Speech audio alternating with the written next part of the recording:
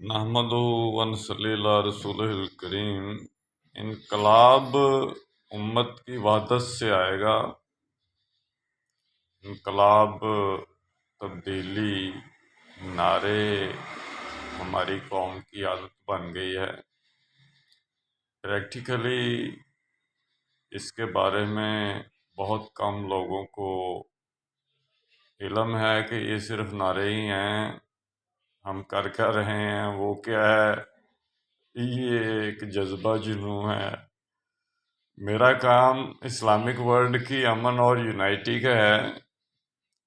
امت کی وحدت، خدمت اور خیر کا کام شرعی نسبت کی بنیاد پر، جس کو ہم مسلمین کہتے ہیں، مدد مسلمین کے نظام کے ذریعے ہے۔ انشاءاللہ ڈیٹیل میں بات پھر ہوگی۔